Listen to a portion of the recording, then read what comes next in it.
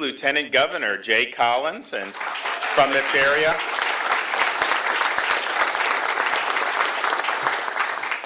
Your state attorney resoundingly reelected in November, Susie Lopez, and she's doing a great job. Our host today, Sheriff Chad Kronister. Thank you, Chad.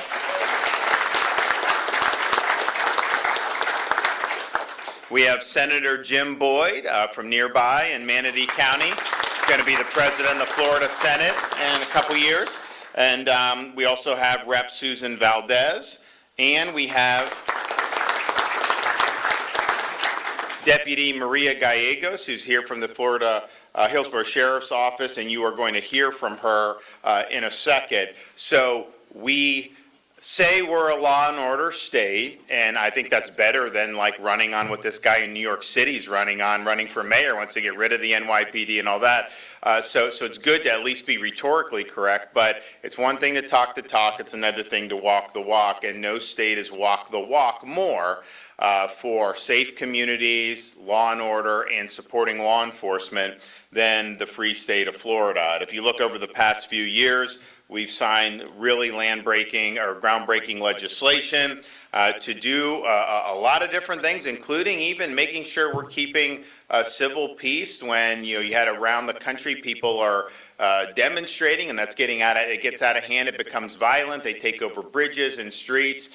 You had places that were defunding police in different municipalities, and we said that is not going to happen in the state of Florida. We're not defunding police, and you are not going to be shutting down highways and roads and bridges to pursue your agenda. And if you try to lay a finger on law enforcement, or if you loot or engage in mob violence, you are going to pay the price for that. And think about it.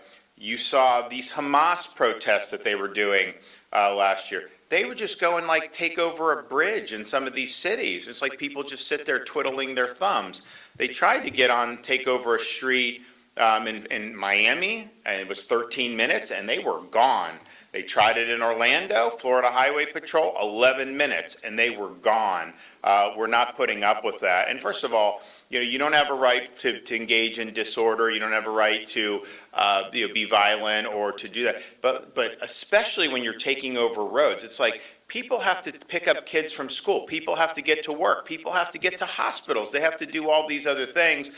I think it's like the biggest sign of just disrespect to your fellow citizens that you would think it's fine to just go take over some roadway just to pursue your agenda. And so I'm glad that we've had strong legislation for that. Now, as you saw Florida doing what we did, so many other jurisdictions were really doing the opposite or not doing anything at all. There were a lot of law enforcement folks that were not appreciated, I think, in what they were doing. And there are some areas of the country where they get almost no support for what they're doing, and a lot of times they get blamed by the political leadership for things that are not their fault. So we've seen opportunities in Florida to show with our deeds that people that serve in law enforcement are engaged in a noble calling. That this is something that's important for our communities to have good people in uniform, but it's also something that could be very rewarding as a career. And so we put our money where our mouth is. The budget I just signed, we got about $50 million in pay increases for our state sworn law enforcement officers, and that includes increase in the minimum annual base pay for state LEOs and a 15% increase for our veteran law enforcement officers, which is very meaningful. Now, I had proposed 25. We were supported by Jim and other senators. We were not necessarily supported in the House, and so we had a compromise there where we were able to get 15%. That's meaningful, but I want to do more next year, and we're proud of being able to do that. We've also done things like our LEO Explorer program. It increases interaction between high schoolers and law enforcement officers to help build bridges and encourage responsible citizenship once these students graduate and go out into the real world. Some of this anti-police sentiment is based on narrative. It's not based on fact. And so when you get these kids who are able to come and see what people are doing, it really is clarifying for them, because you don't know what's being put into their heads about law enforcement.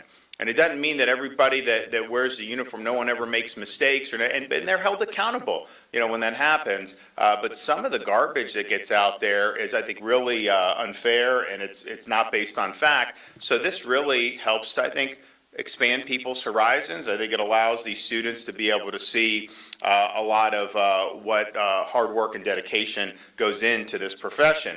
We also created the Florida Law Enforcement Academy Scholarship Program, which covers tuition fees and up to $1,000 of eligible education expenses for trainees enrolled in LEO Basic Recruitment Training Program.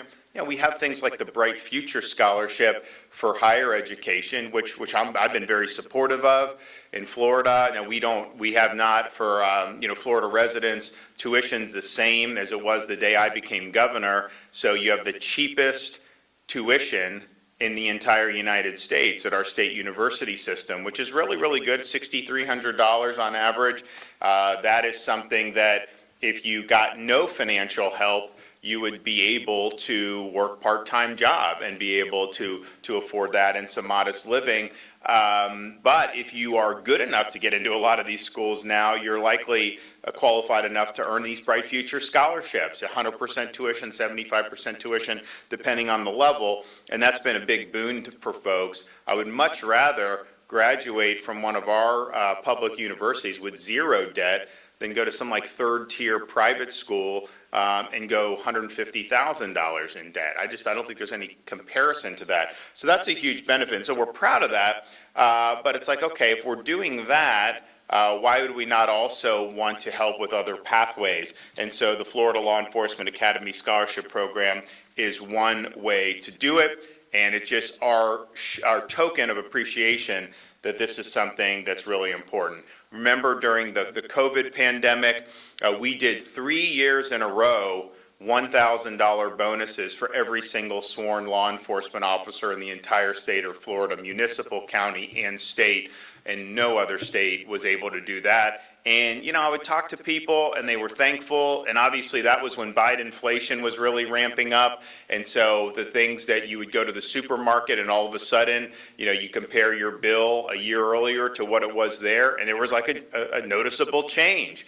I noticed, even today, I'm taking my kids to Walmart to, they have school starting. It's like, okay, we'll get you something.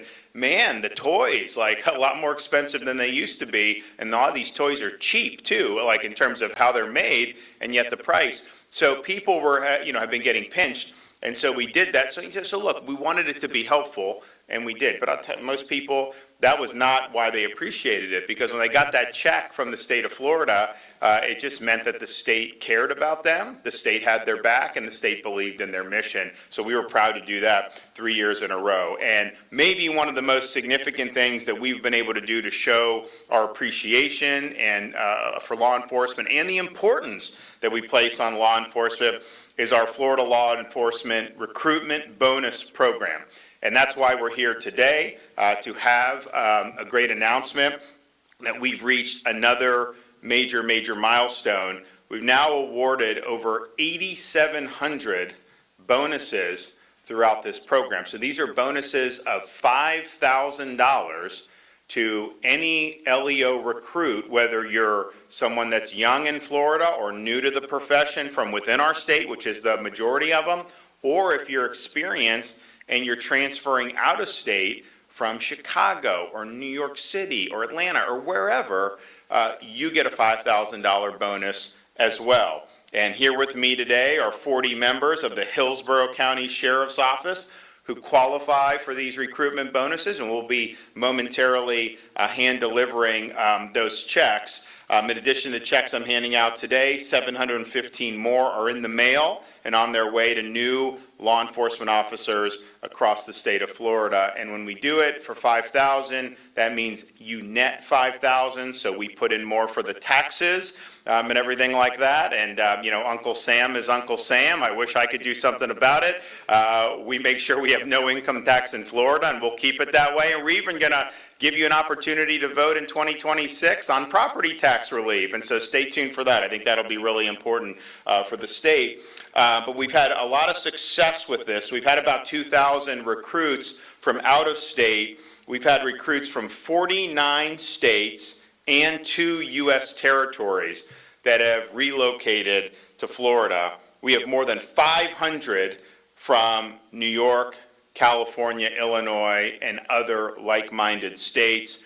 And I'll tell you, you go out there and some of these places in California that I've been to over the years, walking the streets of San Francisco, the average San Franciscan may not be happy to see me because they have a different view in terms of how they govern. Obviously, they've made much different choices than we have in Florida. But the law enforcement was very appreciative of Florida being a place that was standing up for people, then taking care of our folks in uniform. The firefighters appreciate it. Southern California, police chief told me, he's like, I got all my police officers want to move to Florida now because of what you guys are doing. And so we're proud to do that. I know it's been very beneficial for Sheriff Kronister, other sheriffs, as well as police chiefs around the state and the state agencies. We've done a lot with that. So they will get, so far the program has been awarded $58 million to date. So this is a major, major deal. I think it shows, when I proposed it, we had really strong support from the legislature, a few years ago. And I think rank and file, you have overwhelming support. You get into these things, and there was an effort to kind of short circuit it. And fortunately, we were able to get it done. So I'm really proud of that. I want to thank Senator Boyd for what he did. Jay Collins was a senator and was very supportive of this as well. For those of you who didn't see our announcement yesterday, so we did it at the Team House. So these are a lot of them are Jay's a Green Beret. There's a lot of these Green Berets, created this place for veterans. It's not just for Army or just for Green Berets, it's for everyone. And so, we said, okay, we'll do the announcement there. So I'm pulling up and, look, I did my first campaign victory in 2012 when I got nominated in Congress. I did it at the VFW over there in St. Johns County. I've done so many events at American Legion, so I'm a big fan of all those things. But when you go in there, it's a little bit different than maybe like a high-class restaurant. I mean, it's blue collar, and I like that. So I was kind of expecting that. I'll tell you, this Team House in South Tampa, man, it's modern. I mean, it's nice. They got the bar, the flat screens. I was like, man, people are going to really enjoy being here. But if you didn't see that event, we were able to talk a little bit about Jay and kind of his record of service to this country. He was a Green Beret for 23 years. He's doing these special mission units, which, they don't get fanfare. This is clandestine stuff. They're just going out doing it, no recognition, but just producing results and defending the country. But along the way, he gets wounded in action. So he's awarded a Purple Heart. He also earned Legion of Merit, Bronze Star, all these other things. But in the process of all this, he has a fatal wound to his leg. I say he lost the leg. He says he knows where his leg is. He just doesn't have it anymore. But, you're without a leg, and you have an opportunity to retire. A medical retirement would have been very easy to do. But that's not what he did. He re-signed up as a Green Beret and served 5 more years as a Green Beret with a prosthetic leg. How many people do that? Not very many people. And so he finished 23 years of service, and his wife served 20 years. And so they were back in Florida, and eventually he runs, and I recruited him actually to run for the state senate here in Hillsborough County. It was honestly a difficult district to win. A lot of people he won overwhelmingly. But he has been a key component of all these different things that we've been doing. I mean, down the line, fighting illegal immigration, law and order, election integrity. He authored the bill that I signed, best in the nation, to say no purchase of land by the Chinese Communist Party in the state of Florida. All these different great things, and so really produced an exemplary record and continue to do that. But yet in the midst of that, we'd have hurricanes. Hurricane Ian, Hurricane Helene, Hurricane Idalia the year before that, and then obviously Milton. And he's involved with a relief organization that is on the ground almost immediately providing meals to displaced residents and first responders. And so he's there a lot of times before, I'm there. Now Guthrie is usually there, but I'm usually there the next day. They're already set up, they're doing all this stuff. And so just huge support, not trying to get in front of a camera, but just trying to do what he can to help people be able to get by in very difficult times. And then we've had operations over the years where Floridians have been in dicey situations in the Middle East as well as in Haiti. Of course, I think people know earlier this year you had the 12-day war with Israel and Iran. And so when that broke out, we had a lot of Floridians that were in Israel. The Ben Gurion airport totally shut down. Rockets are raining down. Obviously, the parents, you had some students and stuff, parents are panicking. Now, they did know in Florida, at least we were there. So I said, okay, we're going to do it. We've done it before, so we authorized these rescue missions, and some of it was boating them over to Cyprus, some of it was flying out from Jordan. There was a whole bunch of different things going on, and I'm proud to have authorized that, and I'm proud to have put the resources behind it. But I'm doing that in Tallahassee. So we do it, and then Senator Collins is in Israel himself, travels over there, is in Jordan, all these places, personally rescuing people on the ground there in Israel. How many elected officials are doing that for you? And so that's why I refer to him as the Chuck Norris of Florida politics, because if there's a mission to be had, he's going to accomplish it. So I want him to come up and say a few words right now.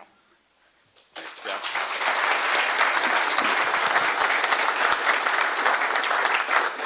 Well, hard to step up after that. Thank you for the kind introduction, Governor. First off, thank you for being here today. It's incredible to be here in the 813 on 813 Day and to talk about something that I know our community and our state stands up for each and every day. For the men and women behind us, and Chad, thank you for what you do. You are heroes in the community. I know you hear it every day, but you can't hear it enough. What they do and what collectively our law enforcement do across the state is absolutely incredible. And just know that without equivocation, the governor, myself, our entire Senate and House, we have your back. We're going to stand with you, with our law enforcement, no matter what. You matter, your lives matter, your families matter. That is our promise to you. So I want to talk just a hair on something that the governor said. He talked about the leg, the loss, and all of that, but the truth is I have a mechanical advantage. Only one leg gets tired, so really it's not that hard. It is what it is. But the truth is, when I did that, somebody told me it couldn't be done. Someone said, that's not possible because of this. But what I love about the state of Florida is we don't fall for that. We don't listen to whatever the press says, whatever the talking heads tell us. We know what can be done because we do the work ourselves. We take the time to study, understand, and then we act. You heard the governor mention something that is just a huge part of my life, and it has been for many years. It's about deeds, not words. I don't do this for the limelight. I know the governor doesn't do it for that either. He does this because he cares about the people in our state, in our community, and that's why it's so important for us to do this $5,000 bonus for law enforcement, because it's the person behind the badge. You deserve every opportunity, every bit of time, tools, and training necessary to complete your mission, but more importantly, complete your mission and go back home to your family safely. Having walked in your shoes a little bit, well, shoe maybe, it's a hard life, and we can't thank you enough. But just know that, again, we will always have your back. We stand up for our law enforcement here in the state of Florida, and that must not and will not ever change. And Jim, thank you for being here today. Thank you for your stance in leading the way in so many ways for our law enforcement. It's noted and noticed, and I appreciate you, brother. But thank you, guys. God bless you, and Governor, thanks for giving me the mic. Okay, yep, thanks.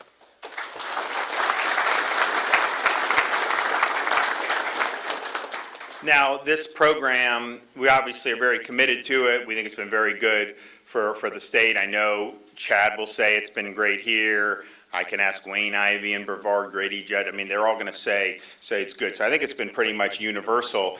But I also think that coming up, with this New York City mayor, it's like, obviously some of these cities are going to elect people that are going to see things differently than me. I get it. The electorate's different, but this guy is, I think, really, really out there, especially when it comes to crime, law and order, and law enforcement. And when you're somebody that doesn't think the NYPD should exist, when you hate law enforcement that way, there's no way you can get in office and that's not going to come through. So I think you're going to see a lot of these folks who are in NYPD, if that does come to pass. I mean, I absolutely think that the sheriff's departments and police departments in Florida that have vacancies are going to be able to do very well recruiting. And these folks, a lot of them have been through a lot. A lot of them bring a lot of experience. I know a lot of the NYPD that have come down here have done very well. And it's sad that that's the case. Look, we know doing things like defund police doesn't work. We know attacking police doesn't work. We've seen that tried in this country, and it hasn't worked. And it's like, the definition of insanity is doing the same thing over and over again and expecting a different result.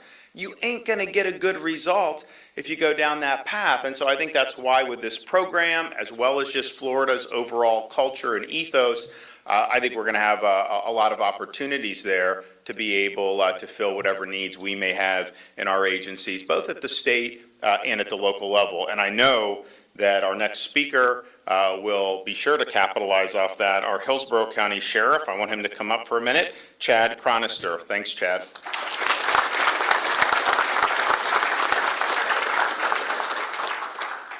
Thank you. Good morning, everyone.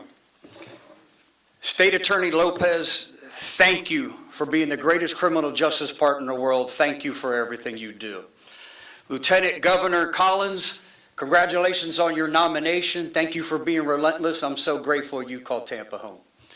Governor DeSantis, America's governor, so many other leaders around the country could benefit and be so much more successful if they would watch and learn how Governor DeSantis governs and the strong policies he continues to create and implement.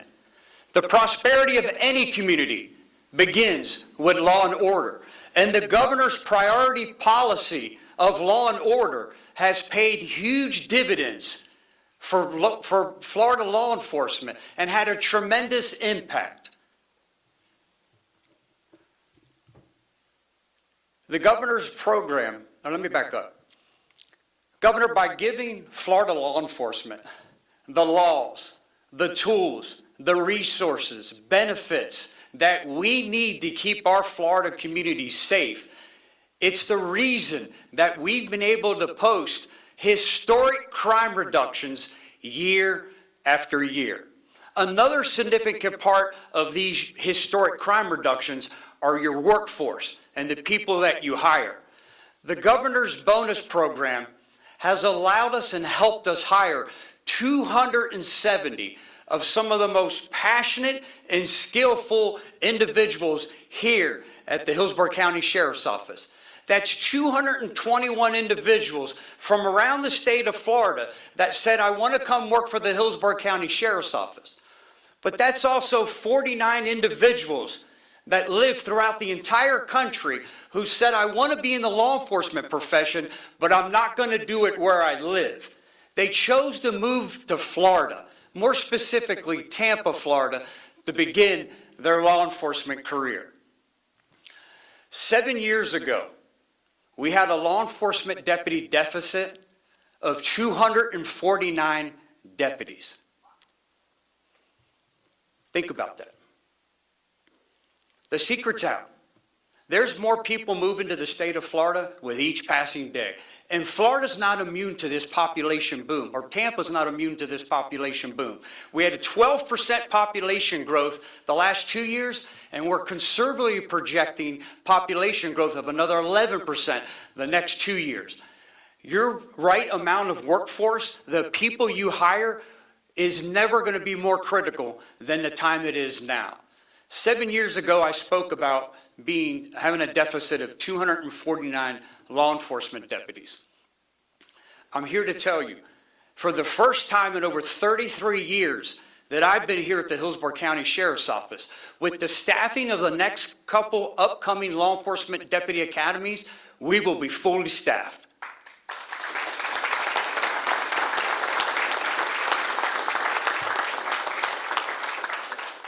Governors, those 270 law enforcement deputies that you've provided bonuses for equates to a $1.35 million investment that our governor has made in the Hillsborough County Sheriff's Office. Governor, I thank you, our county administrator, our county commissioners, and this incredible community for your unwavering and your steadfast support. It only fuels the nearly 4,000 employee workforce that we have to be even more tireless in our efforts to make this the safest community in the state of Florida. Governor, I'll turn it back over to you. Okay. Thank you. Thanks. And when are you getting that helicopter? This year, 26. Okay. Yes, sir. They're getting this, like, I mean, who else? Broward has one? Is that, who else has them in the state? Miami and you'll help all the Tampa Bay region with it? Central Florida. Yeah. So, it came across the budget. This was 24, and and I was like, yeah, okay. So, and I mean, it was a decent amount of money, like $7.5 million. I'm like, okay, I get it.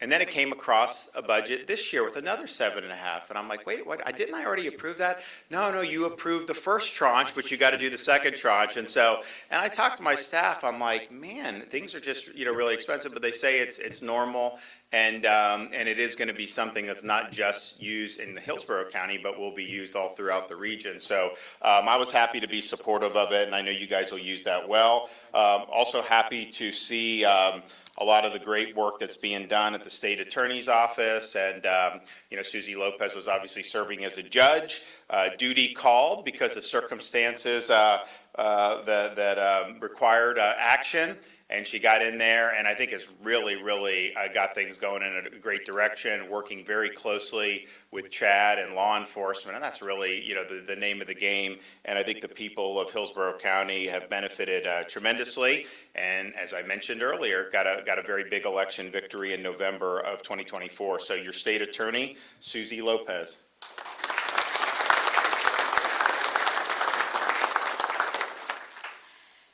Thank you, Governor. Let me know that 50th state that we haven't gotten somebody for. I'll pick up the phone and call him. I want to thank Governor DeSantis for always backing the blue and putting public safety at the forefront of everything that you and your team do every single day. While other states are turning their backs on law enforcement, Florida is opening the door and saying, come on in, we've got your back. There's even been a state that declared a state of emergency because they didn't have enough law enforcement officers. We don't have that problem here in Florida. This initiative will give Sheriff Kronister and his team the tools to recruit and keep the very best deputies right here in Hillsborough County. Without them, we can't protect the community, uphold the law, and keep our families safe. If you're thinking about wearing a badge in Hillsborough County, let me give you another reason why it's a great place to be a deputy. When you make an arrest here, your partners at the state attorney's office will follow the law and pursue justice. We do not play politics with public safety. In some parts of the country, Soros-backed prosecutors choose which laws to enforce and which ones to ignore. You don't have rogue prosecutors here in Hillsborough County, and you never will under my watch. We want you to know that the Hillsborough County State Attorney's Office works shoulder to shoulder with our law enforcement partners every single day, because we know that strong partnerships are the backbone to safer neighborhoods and to crime reductions like Sheriff Kronister mentioned. Thank you to our Sheriff Kronister, and your team for putting your lives on the line for us every single day. We are proud to stand with you in everything that we do. Thank you.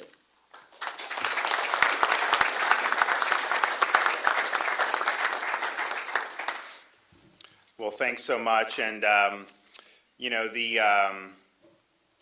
being willing to prosecute and hold people accountable, like California, they did this thing where like you could steal up to $999 because they set the threshold at $1,000, and basically you could get away with it because you couldn't be a felony. And what happened? They had to put all the stuff under glass, and then a lot of the stores just ended up closing. Then you have prosecutors who just won't bring charges or bring cases. I met a fella here in Florida a couple years ago, and he's like, "Hey, I moved from San Francisco," and I'm like, "Why?" And he said the tipping point was these two guys broke into his house. And he chased them out and all this stuff. They were trying to rob and maybe even do worse. The cops catch these guys, and they go to the guy like, "Well, you're not pressing charges, right?" He's like, "Of course I am. They broke into my house." And he's like, "Well, they're not going to prosecute." And I'm just thinking to myself, like, you can break into somebody's house and there's nothing that happens at that point? Obviously, you're going to have a lot of problems there, and people, are not going to feel safe when that happens. So I know that's not an issue here in Hillsborough County or in the surrounding counties. We may have an issue or two in other parts of the state. We're always monitoring these things. And so, but we obviously believe that the laws are the laws. There may be individual cases where there may be some disagreement about the validity, but what you can't do is just say we're not prosecuting these types of crimes, and that's what they've done in different parts of the country to, again, very predictably catastrophic results. Okay, one of our beneficiaries from this recruitment bonus is going to now come up to speak, Deputy Maria Gallegos.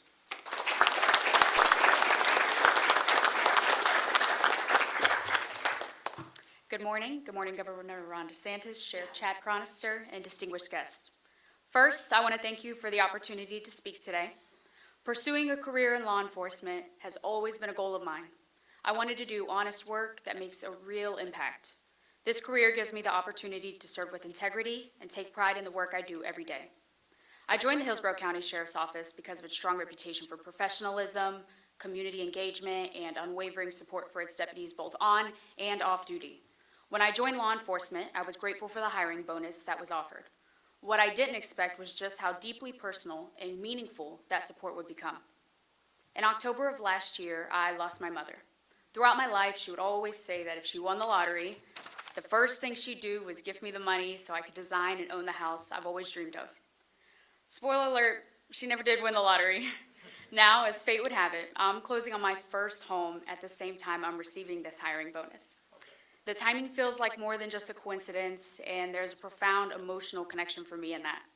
Beyond my own experience, one of my former classmates here today just became a father. This bonus helps ease the financial stress that often comes with welcoming a new baby. Others have planned to use the bonus to help cover child care costs, which is especially important as we all adjust to the demanding and unpredictable schedule that comes with a career in law enforcement. It's not just about buying a house or childcare. It's about receiving the support towards our personal lives and dreams while we learn to navigate and succeed in this new career. We are only a few of hundreds of new recruits here at the Sheriff's Office and throughout the state of Florida that are positively impacted by this bonus. I want to sincerely thank you, Governor Ron DeSantis, and everyone involved in supporting these hiring incentives. The bonus is more than just a recruitment tool. It's an investment in real people with real stories. Thank you. Yep.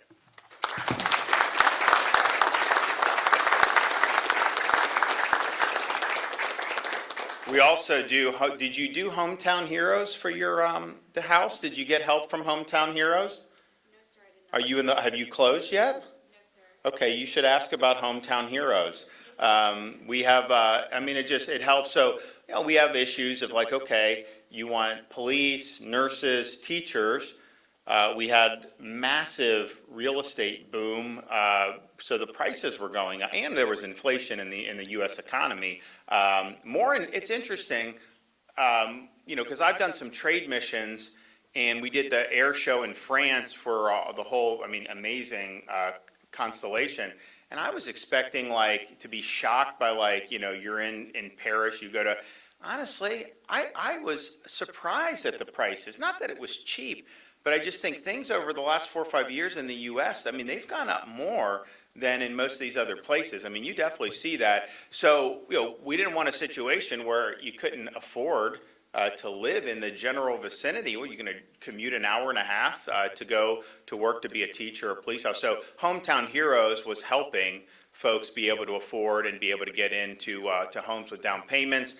I think they limited it to like, the core kind of things that folks are looking to attract. And so I would definitely look into that. Any of you guys back here, look into that. And I know that there's probably a lot of realtors who are very well versed on the program. Okay, so it's time to hand out the checks. And so I guess, is Jay going to read the names from here, or how are we going to do it? I've got a list. Okay, you got the list? And then we're going to step over, Chad and I are going to step over here. Okay. And how are they going to go? They're just going to walk off here when they're done? Oh, okay.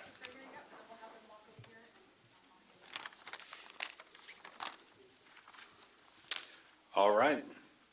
Ready to go? Yeah. All right. First off, we're going to have Deputy Maria Gallegos. Congratulations.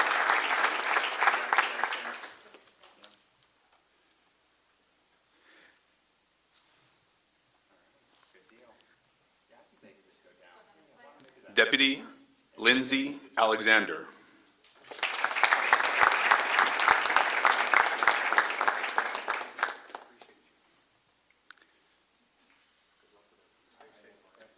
Deputy Braden Albritton.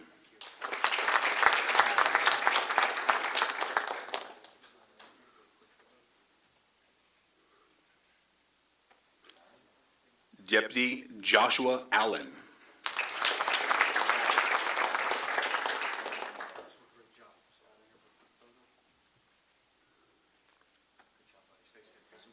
Deputy Eduardo Ayala.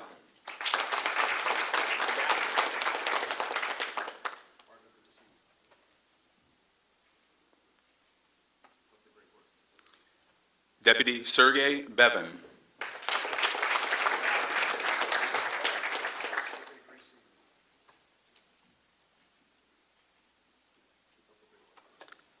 Deputy Michael Cotone.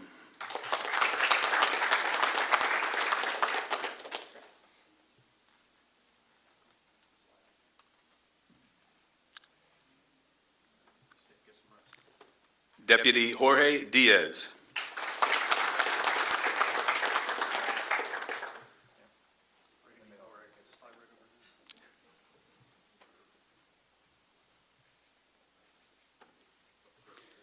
Deputy Alex Dixon.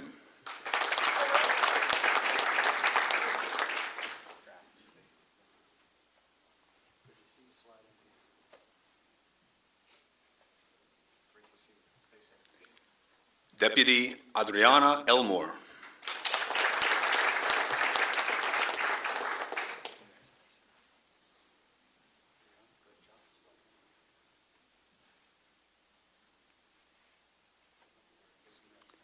Deputy Elizabeth Galindo.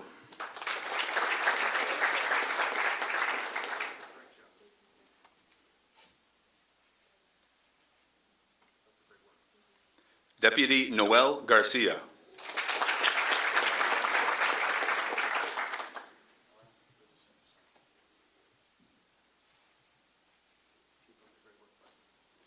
Deputy Chloe Garrett.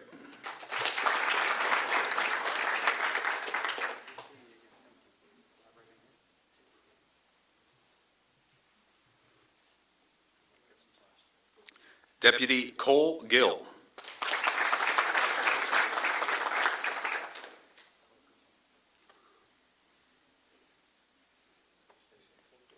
Deputy David Gillespie.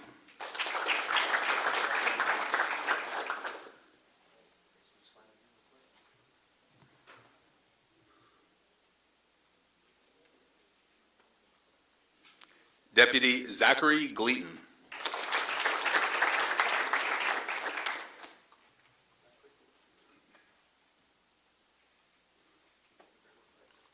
Deputy Juan Gonzalez Molina.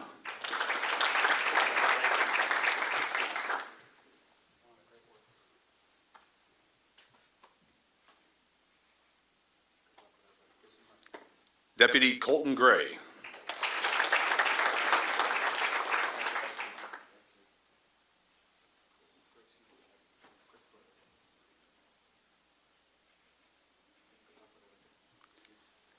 Deputy Amber Hess.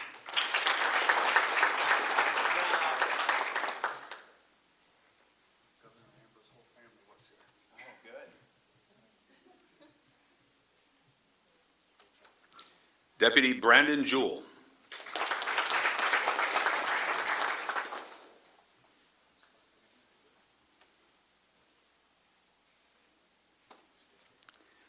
Deputy Jeanette Johnson.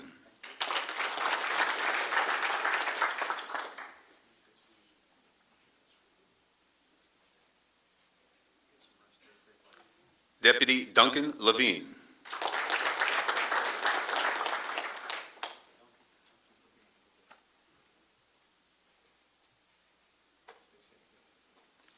Deputy William Lear.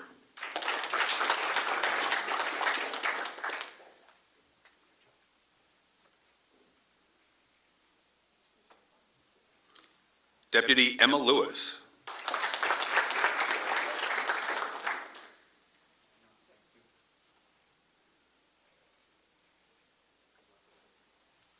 Deputy Stanley Louis Jacques.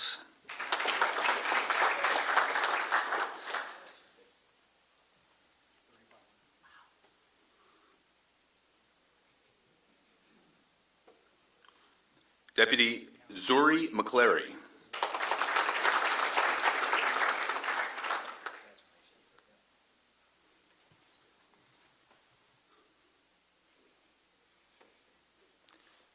Deputy Paul Miller.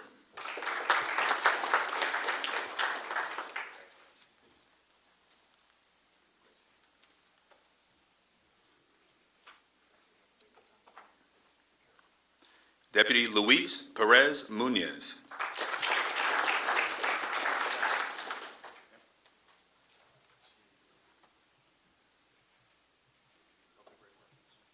Deputy Amari Pyatt.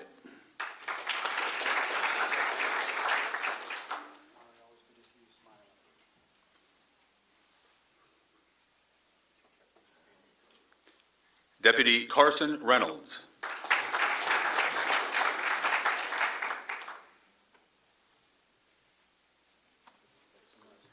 Deputy Anthony Ropierski.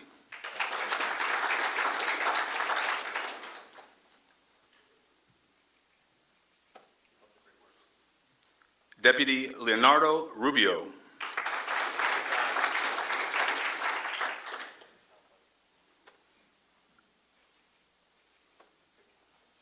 Deputy Miguel Saez.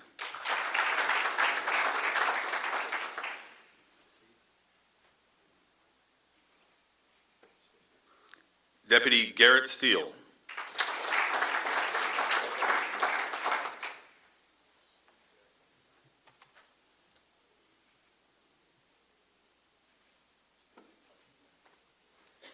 Deputy Andrew Swiger.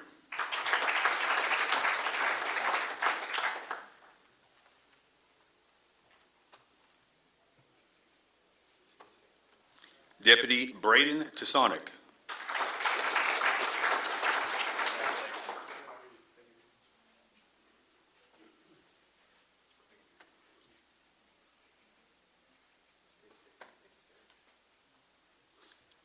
Deputy Joshua Venny.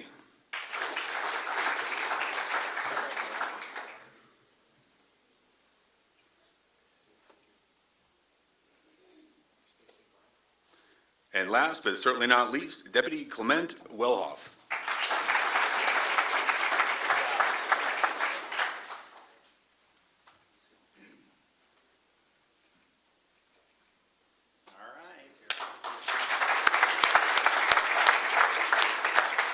Well, congratulations, everybody. Well-deserved. We appreciate what you're doing. We know how important it is, and you can count on our support. Since we are in Tampa, we stopped at one of the sandwich places yesterday after we appointed Jay to be Lieutenant Governor, did a Cuban sandwich, and we started having the debate. Do you put salami on a Cuban sandwich or not? And people in Tampa may have a view, and people in Miami. So I put on my social media, on our X, a poll. And so if you guys want to weigh in the 813 in favor of salami, if the 305 wants to weigh in against salami, we'll see how it all shakes out. I honestly didn't really notice much of a difference, to be honest with you, but that's just me. I was just happy to be there, so it's all good. Okay, we got any questions? Yes, Governor, you've been very effusive in your praise for Lieutenant Governor Collins for the last couple of days. Based on his character, talent, background, would you be supportive of him if he were to run for governor next year? Well, Jay, I think, has been, clear, this is about doing a mission. Politics will take care of itself. I mean, we have a whole year before we even have a primary, and so that's a lifetime in politics. What I said yesterday was there were two things that mattered to me about being appointed lieutenant governor. One, you had to have demonstrated support for conservative principles and policies and delivered results on those. Jay obviously has done that. And two, you have to be a leader. You got to be someone that wants to run towards the fire, not sit on the fence, not duck and run. And obviously he's done that in his life. But when we needed him fighting illegal immigration, when we needed him to stand up to the CCP, he was there. And so I have confidence that he could do the job as governor and do it well. And that was primarily it in terms of kind of how you look at that. Now, when you talk about someone running, there's people that could be a good governor who may not be able to be a good candidate. There are some candidates who could be good who'd be lousy governors. It doesn't necessarily go one or the other, right? I mean, but I will tell you, having been at that event, if you watch that video, you watch the people come up and talk about Jay, a lot of people that didn't know much about him are really blown away by his story. So, we're happy to have him as part of the administration. I know he's, focused on that. But I think there's a lot of people that are like, man, this is the type of guy that we need. And if you think about it, we've had appointments this year. So look at the appointments we've made. Attorney General. We probably have the most active Attorney General in the country over the last 4 or 5 months, James Uthmeyer. You look at Chief Financial Officer. This is like less than a month old. This guy's a bulldog showing up to doge the local governments, fighting for taxpayers, fighting for property tax relief. I don't think anyone's seen anything like it, Blaze and Golia. And so that's just been fantastic. And now with Jay Collins as lieutenant governor, we've got a really, really strong team in the state capitol in Tallahassee, and I'd put it up against anybody throughout the country. But I think people that watch that, we put out a video to just kind of introduce him to people. People are like, man, that's our guy. So he definitely has the ingredients of what it would take to be a compelling candidate that can grab attention. But I know that, he's really interested in moving the ball forward on all these policies. Obviously, law enforcement, we're going to have a big announcement tomorrow on things that'll probably be of many interest to a lot of people here in Florida and really beyond that. And we've got so many other irons in the fire. So stay tuned on all of that. It's going to be very exciting. Governor, in a similar vein, what does your appointment of Lieutenant Governor Jay Collins mean for First Lady Casey DeSantis' thoughts on running for governor? Well, Casey DeSantis' thoughts have always been people have asked her to do things because they know she's a dynamic speaker, very eloquent, very accomplished. But I said at the beginning when people were doing that, that's not anything she's has ever outwardly sought. She's really happy making a difference. And when we just did the cancer announcements with massive funding for pediatric cancer research. So I don't think it's necessarily, change anything with her per se, but I think from the beginning until now has always been a lot of people like, hey, can you get her to do it? Can you get her to do it kind of deal? She just wants the state to do well. She wants to see, continued success on overhauling how we approach helping people in need, which she's been a pioneer in, continuing to do things to help school children, to help moms, really, really important. But I don't think anyone who's been in that position has made more of an impact than she has. And I will tell you, yesterday, after going through all that, she was really, excited and inspired with what we saw yesterday when Jay was announced. She's going to be serving, continuing to help make a difference, in one way or another. But I mean, the thought around her has always been, more exterior, with people telling her she has to do all those things, which is funny because you see kind of, the different stuff that gets percolated out there. And then, I'm getting ready to leave, and what is she doing? Taking the kids to the first day of school, kindergarten, second grade, and third grade. And so we're always up for adventures. Next. There's a protest in St. Pete about DOGE today. What's your thought about the protest? What are they protesting? I guess they don't like DOGE. Well, look, Floridians have seen their property tax bills go up. That's not the state.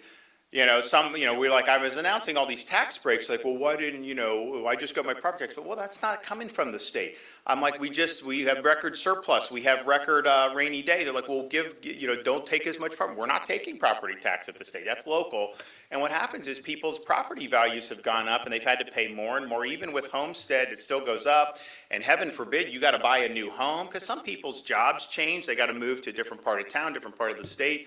Then their tax basis is way higher. So the question is you've seen a lot of bloat in budgets. Where's that money going to? And they'll say it's for things that we all agree on: education, public safety, first responders.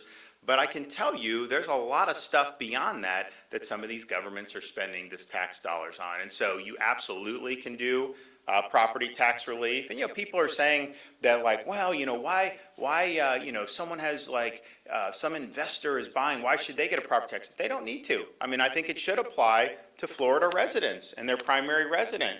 Fine. If they want to tax the investors and use that, that's totally fine.